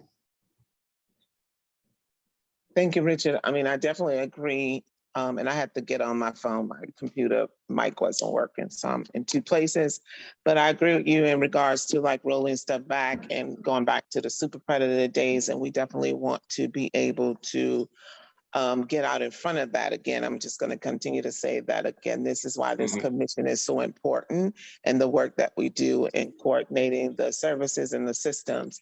But I'm just kind of going back. I'm trying to read Florentina's text in regards to the tiered system. Florentina, I don't know if you want to come on and utilize your mic to make sure your question is getting answered. And before we move into the next update around the subcommittees. Thanks. Yeah, I mean, I guess it's really just an opinion in terms of how neutral the tiered system is, but just to offer a different sort of perspective and opinion. I do think, coming from the perspective of families and youth, I think that it does have impact in terms of how we're framing the system, in terms of a holistic approach versus like a more adult tiered like system. So I do believe it moves us, whether the kids are getting the same amount of therapy or not. I think it's moving us away from a therapeutic model. So maybe I was answering my own question there. And then also, you know, I do think that we need to, as we look at the system in terms of needs and what these children need and who might need more services and who might need more supports, that it's not as much about risk and the stigmatization of you're higher risk or that you're more dangerous, but that you need more supports as a youth. So that's just, I think, you know, bringing in a bit of the family and youth perspective there. And let me just respond. I appreciate what you're saying. And so, you know, there is an obligation on the part of the state to protect these children when they come into custody for rehabilitation.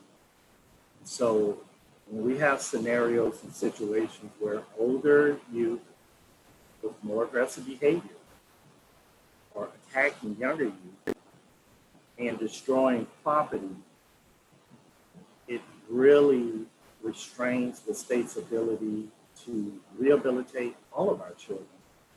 And so, as Mr. Partain shared, there's not going to be a reduction in the rehabilitative services.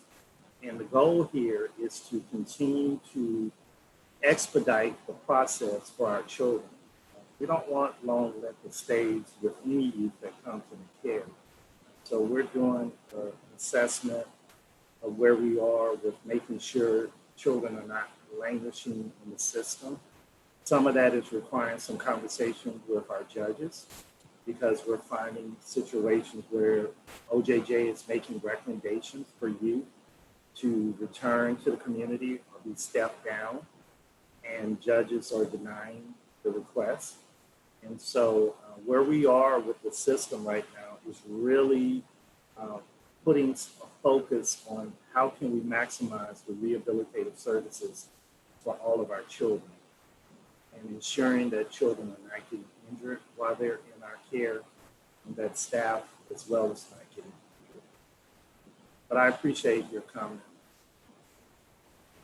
Thank you to both of you. I mean, and like there's a lot of few different things that you said, Assistant Secretary, that is just definitely gave me pause in regards to, you know, like there's staffing issues. There's just a lot of things that goes into keeping the young people safe that a tiered system isn't going to fix if you don't fix the larger problem. And so the problem that I would highlight is how often we are holding our children more accountable and putting them in harm's way when we definitely understand and recognize it, even from the report and the news articles, like there's definitely a staffing shortage and qualified staffing. So we definitely don't believe that a tier system is going to work, but these are things that we have to hash out at this point. And I'm going to move us to the next steps session, so I know we can get through that. And these are the conversations. Like this commission meeting, a lot is, you know, we're getting feedback and reports so that the real work happens, you know, will happen in the subcommittees, right? And so I'm excited that we've created those so that we are bringing the systems players to the table with other advocates and eventually youth and families so that we can have these deeper dives and discussions and develop solutions. And so to get to what Richard was saying, that next, hopefully we can make coordinated and better decisions around what needs to happen. And we've been working and trying to educate the lawmakers as well that, you know, they should be referring to this table. We are the table and one of the tables, but really bringing and trying to bring all the tables together. So I'm going to turn it over to Trepwise so we can talk about the what's happening with the subcommittees, and then I don't have any announcements, but we have time for public comments. And then I know Curtis is going to share with us in regards to some funding that they have received from the Office of Juvenile Justice Delinquency Prevention, and how what their work around reforming the system will hopefully be coordinated and tied back through to the with what the JJREIC is doing, so that we won't have disconnect. And I think I did see it in the box. Someone was just talking about how the services weren't coordinated. So Palmer, are you all ready with Trepwise to give an update on the subcommittees? Yeah. All right. Hi, everyone. Can you see the screen? Yeah. All right, great. My name is Palmer Mills, and I am joined today by my colleague, Jjraic Brody, and we are both from Trepwise. We are a New Orleans-based consulting firm that works with nonprofits, for-profits, and the public sector to help organizations plan, to help them implement, and to solve sticky challenges. And part of that work that we do is cross-organizational planning and implementation. So working with a variety of different organizations or entities across the state to try and drive forward, particular priorities. And, that's a bit of the work that we are doing with you all through this subcommittee process. So we've been, working to help stand up the 4 subcommittees of the JJRAIC over the past few months, and are really excited to talk to you all about kind of the momentum that we are seeing there and what that's looked like, so that hopefully we can continue that momentum and really build some strong coordination muscles here to see through what this was all designed to do. So glad to be here to talk with you all today. And with that, I'll toss it over to my colleague, Jjraic. Good afternoon, everyone. Like Palmer said, my name is Jjraic Brody. I'm also here from Trepwise, and looking forward to providing you all with an update on some of the exciting progress being made in our subcommittees. So would like to introduce you to the 4 subcommittees. To advance the goals and priorities of the JJRAC, we've established 4 core subcommittees, which you can see outlined here. These subcommittees are made up not only of system actors, but as Gina mentioned, they are also made up of community members, youth, and we're really working to involve the youth and family voice in the process as we go throughout the difficult and worthwhile work of coordinating various individuals and system actors to move this work forward. So prevention and early intervention, incarceration, education, and data analysis and coordination. Each of these subcommittees has kind of an outlined purpose, which I'm not going to read in full, but when this information is distributed after this session, we will provide you kind of the opportunity to read through the objective of each subcommittee as it's been outlined, but excited to kind of jump in a little bit further into the work that each of these subcommittees has been doing and the individuals and system actors who have gone into pushing this work forward. So for each of these subcommittees, we have identified what we have termed to be a lead agency who really is supporting this work and helping to drive it forward. So you can see these outlined in blue for each of our subcommittees. We have the lead agency. As well, we have subcommittee support. So individuals and members of various other agencies or system organizations that really are supporting in providing expertise, information, coordination, and really, again, supporting and pushing the work forward. This is a mostly complete, but perhaps potentially not fully complete list. We are continually evolving and bringing in relevant external parties to ensure that all relevant voices and perspectives are heard and that we are pushing the work forward in the most effective and efficient way possible. And as you can see finally outlined in the red at the bottom, ensuring that we involve community voice and advocate support throughout the process. So really looking forward to diving in a little bit more to the progress that is being made. And for that, I will toss it back over to Palmer to give a brief update. Great, thank you. So we have had about 2 meetings thus far, the first of which was an orientation and the second of which was a prioritization session. And within those, we've really begun to get the ball rolling. So that first session was thinking about why do our subcommittees exist, right? So we have a lot of work that's laid out in Act 1225, and it's difficult to tackle it all at once. So breaking into these 4 subcommittees so each group can have a more targeted focus and folks can really dive into particular areas. And within each one of those subcommittees, there were about 8 to 10 initiatives that were, from the legislation.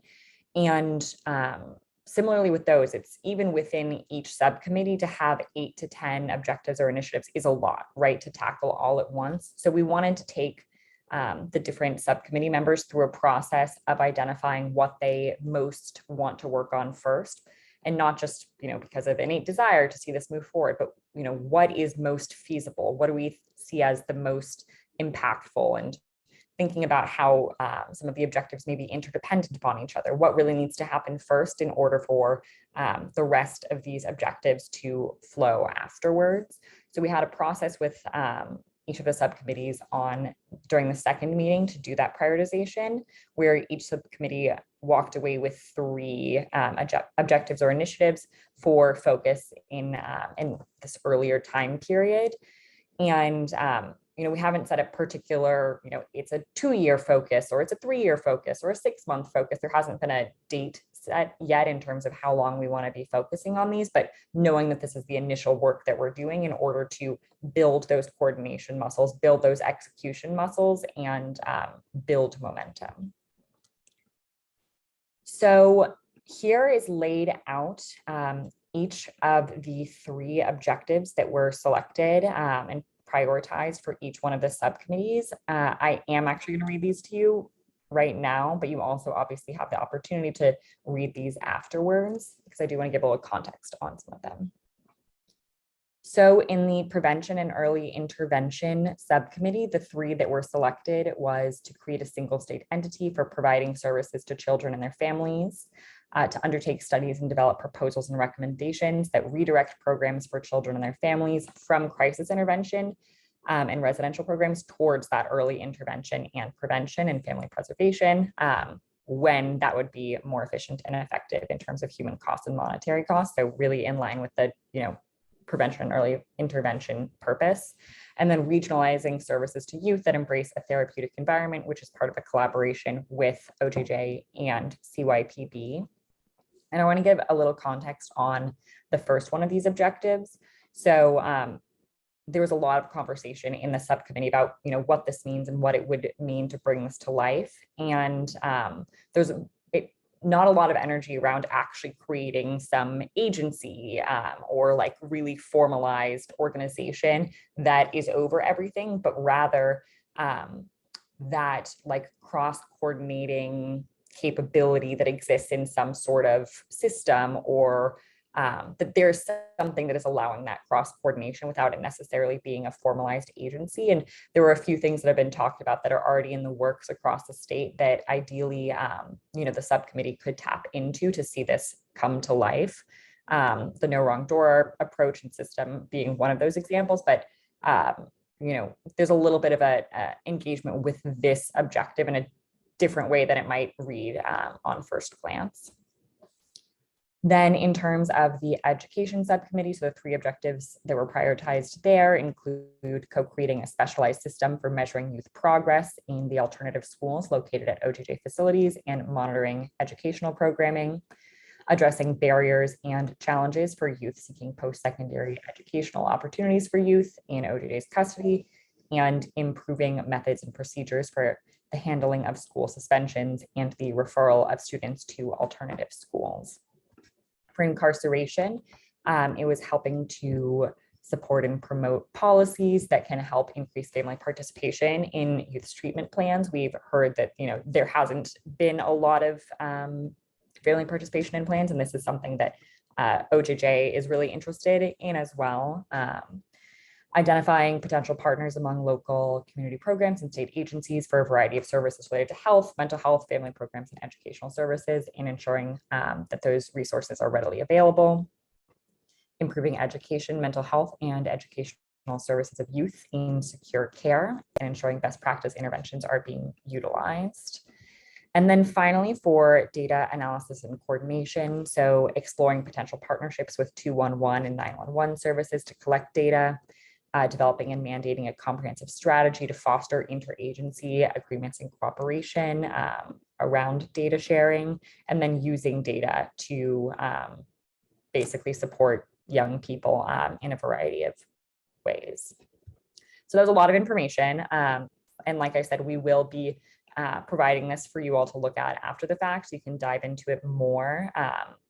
There's recognition that all of the objectives are important, and this is not saying these 3 for each subcommittee area are more important, but rather the subcommittee decided that these make sense to focus on first, kind of in that more immediate action area. And then I will not be reading all the words on these slides to you, but this is a breakdown of what we've laid out as potential activities for the first 3 months of implementation. And these have been laid out for every single objective. And the idea here is, how are we beginning to make progress on these while recognizing that we don't have all the information, we don't have all the coordination muscles, right? So before we move forward and try to implement some particular initiative, we need to make sure that everybody in the subcommittee is aligned, and we need to make sure that we have a shared vision and goal for advancing this particular objective. We need to make sure that we understand what's been going on in Louisiana since Act 1225, since 2003, as it relates to this particular area. What other organizations are already advancing this work? What other practices exist either in Louisiana or outside of Louisiana that we can learn from, model after, just really doing that initial discovery work to make sure that we are, we're not missing anything when we move forward, and we're not being duplicative, right? So the purpose of the subcommittees is not to do more work, but to coordinate work that's already happening. And then also we're trying to establish forums and norms of communication between the subcommittee and relevant parties for each one of these objectives, and then kind of start to build out the roadmap for what it would actually look like in order to implement these. So the first 3 months really being about that foundation setting.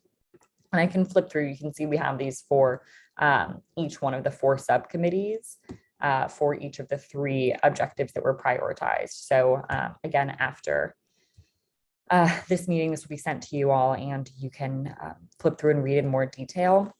These are recommendations. These are the initial activities that have been generated and are not necessarily set in stone. So if you have any additional things you'd like to add or feedback, feel free to email us, and we'd be happy to incorporate that. So what's next? So we've had really great participation. I'm happy to see some familiar faces on this call who've been really engaged in this process so far in advancing the subcommittees and doing that work. So we are going to continue to have those subcommittee meetings. We are working to integrate community voice every single time that we meet. We're discussing what is the best way to integrate youth and family voice into this process. We don't want, to just add a young person or add a impacted family member to a meeting that they're not actually going to be able to engage in, right? We want to make it meaningful engagement, so that's a continued focus. We are constantly looking for additional members to join these subcommittees who are important pieces of the puzzle, right? Who can help drive forward this work. So if you know of anyone who you think would be a really good fit for some of these subcommittees, I'd recommend you connect with Gina, who is helping map out, the different stakeholders as part of this process. And then, really we're advancing these work plans, right? We are working to drive forward implementation of these different objectives. And it's been a really engaging process thus far. We're excited to see how we can go from this kind of really big and sometimes overwhelming piece of legislation, something that's maybe a little bit hard to digest for the general public, and bringing it into digestible pieces that people can really advance and hopefully, breathe some additional energy into this implementation process. So we're really excited to be along for the ride and supporting in the facilitation and management of these groups. And Jjraic, is there anything you want to add? Yeah, I would just echo all of what Palmer has said, and thank you all for taking the time this afternoon to hear this brief update. Thank you all very much. Oops, go ahead. Was somebody going to say something? It was just me. Go ahead. Oh, go ahead. I was going to say, did anyone have any questions? Oh, go ahead. Yeah. I was just going to thank you to Palmer and Derek for all of their hard work for Trupwise to stepping in. They're also doing some coordination for our New Orleans Children, Youth and Planning Board. So they came with definitely some inherited background on what we're trying to accomplish from both perspectives. So we're really excited to have them work with us at this time. Does anyone have any additional questions, discussions, or anything that they want to add or share?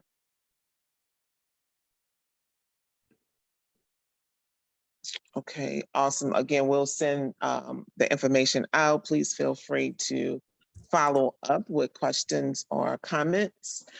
So the next thing that was on the agenda was announcements, which I don't have any at this moment. We'll send out when the next meeting date is happening. And now we'll have some public comments. I know we're excited to have Assistant Secretary Curtis Nelson share some information. You know, another great thing about coordinating and the doing this work and having the subcommittees is that there are various tables that do you know, work around juvenile justice reform. So like the Office of Juvenile Justice Delinquency and Prevention. I don't know if folks even know what they do, but there's also like they're working on, of course, delinquency prevention, but they also have access to federal dollars. And so we understand that there's money coming down the pipeline. And I reached out to OJJ to think about the possibility of working with, as the commission, working with OJJ if they were applying for additional funding so that there's funding to move the work of the JJREIC.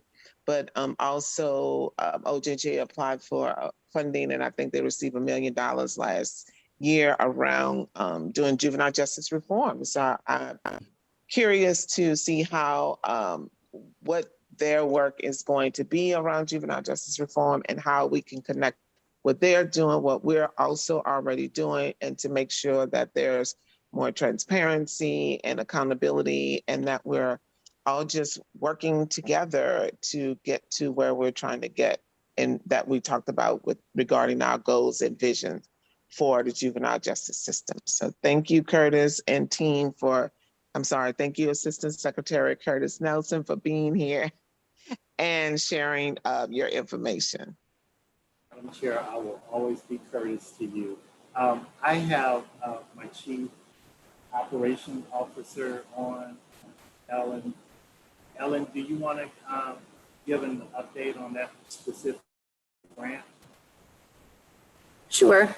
Good afternoon, everyone. We applied for and received the Juvenile Justice System Reform Grant from OJJDP toward the end of last year. Any of you that have dealt with federal grants know that it takes a minute to get all of the traction going on a grant, so we're still working on that. And a fairly new component of dealing with OJJDP is they assign you a technical assistance team. So this is, we are very blessed with a really great group of juvenile justice experts that'll be helping us on this grant as our technical assistance providers. We have the Council of State Governments that will pretty much be the lead, and we have the director of that entity, Josh Weber, who is on our panel of providers. We also have the Center for Juvenile Justice Reform at Georgetown University's School of Public Policy that's also participating. We have Michael and Pierre, who is the director, that's sitting on this team of experts, as well as Shay Bilchek, who is the founder of CJJR and the director emeritus of that entity. And then we also have the University of Cincinnati Corrections Institute that's also on that panel, particularly Dr. Miranda Schweitzer Smith, who's the deputy director there. So all those people, plus some of their staff, will be on our group of technical assistance providers who will be leading this initiative with us. And a few of the activities that'll happen, we're going to be establishing an OJJ leadership work group. That's going to be the next step. We met with myself and the grant manager of the agency met with this team last month and discussed next steps. And that would be getting the leadership together and discussing all of these things and coming up with some plans. We are also hiring a grant coordinator to oversee this particular grant because it's so massive. But I told them we needed to wait till the legislative session was over so we could ensure we had everyone's participation. So the first thing is to establish this OJJ leadership working group. And then they will also establish an advisory group to formally engage stakeholders in the process. So that's a very critical part of this grant. There will be some meetings to establish data assessment activities. There's going to be a system mapping and flow analysis, a review of our policies, protocols, strategic plans, et cetera, with regard to probation and parole conditions, risk and needs screening and assessment tools, and implementation processes. There will be focus groups with OJJ staff and stakeholders statewide on probation, parole, corrections, reentry, and supervision service policies and practices. And that's to include facility leadership, frontline staff, judges, law enforcement, prosecutors, public defenders, service providers, youth and families, and others. And then we will review funding strategies in alignment with risks, needs, and service providers. They're going to share those assessment findings with the leadership group and the external stakeholders through a series of presentations. They're going to be there to help support the leadership group to come to a consensus on opportunities for system change and system improvement. And then we'll get feedback from external stakeholders on reform recommendations, and then we'll develop an improvement plan based on all of this information. And then we will go forward. We'll have money in the grant to hopefully kick off whatever initiatives, if it means, and then just hypothetically, if it meant changing an assessment tool, or if it meant further training or whatever, we have money set aside in the grant to get that accomplished. So it's a very comprehensive, big process. It takes a few minutes. We hope to be really up and going within the next month on this grant to really start having these serious discussions and setting up these meetings as well. Any questions? Thank you so much. I actually do have a question, and my apologies if I missed it. I was just trying to figure out, like, what's the anticipated outcome from this grant? Like, what's the reform that the expected reforms? Well, that depends on what we find out from all of the meetings, all of the discussions. There's going to be this intensive review of all of our system practices and policies. And from there, this group of experts with us and with our stakeholders would come up with a plan to improve wherever it's found that it's necessary. So it's to be determined actually what, there's nothing off the table. So we're going to look at every aspect of what we do from the time a youth comes into our custody, whether it be probation, parole, up to secure care. We're going to look at every aspect of their stay with us. We're going to look at data and then determine what changes need to be made. So it's yet to be determined what types of changes will occur. And then answering the question here, the amount of the grant is $1 million.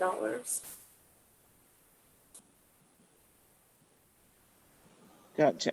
Any other questions from anyone? Just one other question. I was wondering if possible, like, is that something that you could share with the commission? Any parts of the documentation? I'm sure we can share an outline of what we proposed in our grant, excuse me. And some of the, I would, after we meet with this group for the first time, we're going to go through these initiatives, all of these, what are proposed technical assistant activities. And once those are outlined and formalized, which I gave you an example of what we hope will be, I mean, what we expect it to be and what we're talking to these individuals about. And once those are ironed out, absolutely, we can share those with you because they will be the final, the final decision of this working group as to how to move forward and what activities will occur. So I can certainly do that. And I'll give those to Mr. Nelson to share with this group, okay? That's awesome. And Ellis Jackson definitely asked a question that's always on my mind about the prevention programs. And I heard you specifically state that like this was after once a young person enters the system. So is there a place and space for prevention, like real prevention before like community-based programs in regards to like preventing young people from ever getting to the system? I don't believe we included that in our grant. I'm not to say that it's off the table, but ours was to look at our system once they come in with us. That's the focus of this particular grant. Now, OJJ has some prevention and diversion programs that it currently has, and you know, we can share those with you. So we currently have some of those programs in place right now, but this particular grant is focused on the youth in our custody. Gotcha. Yeah, that would be great if you can share the prevention part and the community programs as well. And I'm sure we'll continue to have a conversation in regards to like how how the relationship with working in the subcommittees with the JJREIC, so that we are still having a holistic approach, right? Keeping up with what Ellis Jackson said in regards to making sure, you know, young people don't ever have to enter the system. So I would love to keep the conversation open and receive the information so we can just plan. But this is great information for us to have so we can have these conversations in our subcommittees, at which you all are a part of. So that would be great. And I see a couple of questions. I just want to make sure we get all the questions answered. So thank you so much for coming and sharing that information. I want to make sure others that are on this call, they're getting their questions answered or make any comments before we finish up.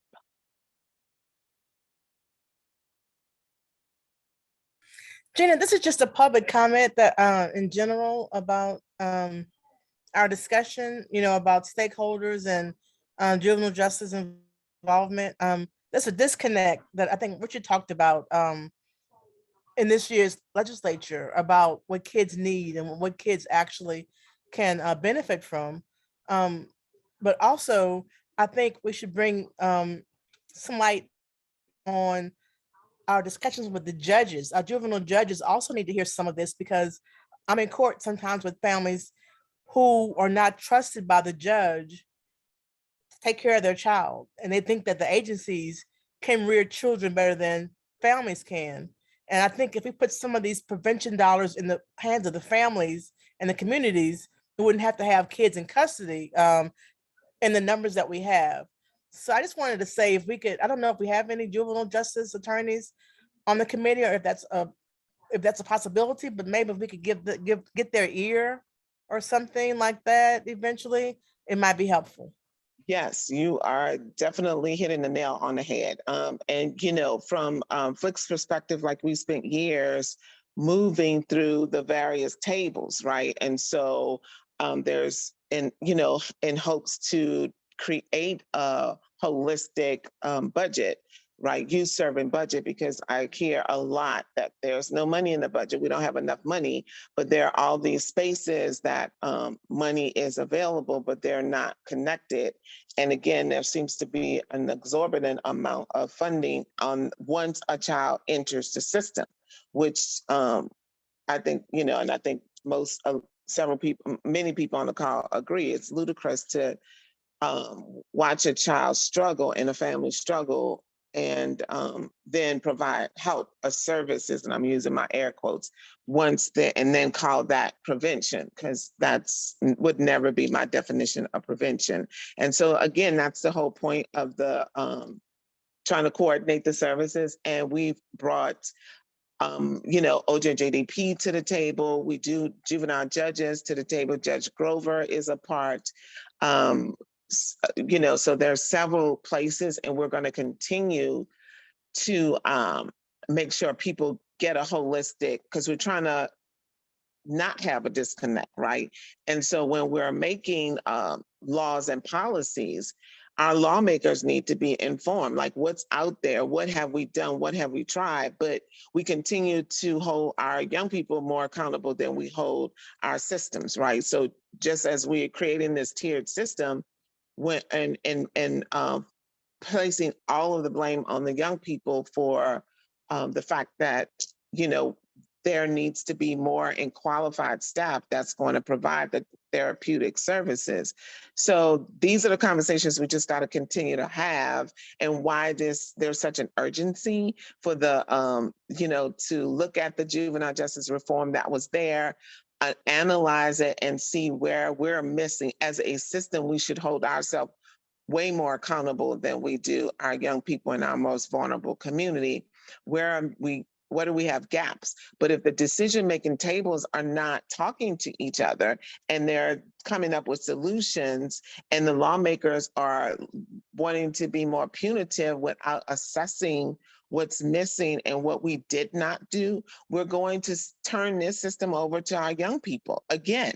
Like we've missed generations because we did not place the money right after Act 1225. There was money that was supposed to follow the kids into the community, but it was sucked back into the system. And we have to make better decisions as policymakers and as decision makers that's in the best interest of our young people, our vulnerable community, and that is then in the best interest of public safety. So it's pretty much at time. Thank you all so much. Please send names. I actually had a question in the chat. I know sorry. that OJJ suspended visitation again. And so I was just wondering what the timeline is, if they're, for some of the organizations, like if we look at the subcommittee the subcommittee incarceration committee, some of those programs that we're interested in bringing in have been on hold because of the pandemic. And so I know it's still just been off and on, but Assistant Secretary Nelson, if you have any insight as to timelines and what the situation is, I know that a lot of community organizations are just wanting insight into the situation. Definitely good question. So we're still having some positive COVID tests with some of our youth. And so we are evaluating. The desire is to go back and open the facilities back up for visitation. So Madam Chair, I can give you an update that you can share with the commission. Because we actually had a meeting. We were setting plans to kind of go back to reopening, and then we had a few more youth test positive. And so I'm getting some advisement from my medical director on how we can do this in a safe manner. But we do recognize it's important to get these visitations back up, as well as getting some of our volunteers back into the facilities to interact with the youth as well. Thank you. That's awesome. And hopefully we're thinking creatively too, because we can use Zoom or we can do all kind of different ways. And so I love to see that we're doing more of those things as well. So we're again at time. Thank you everyone for spending your Friday with us, for asking all of your questions, your attention, your time to wanting to make Louisiana a better place for our young people. I'm definitely looking forward to continuing working with everyone on this call. Again, please feel free to send other people that need to be here. We added FINS to the conversation, JDAI folks. So there are lots of people that, need to be a part of the conversation so that, we can coordinate the services and we can make a better Louisiana for our young people. So with that, everyone have a great weekend. And again, thanks for sharing your Friday with us. Bye.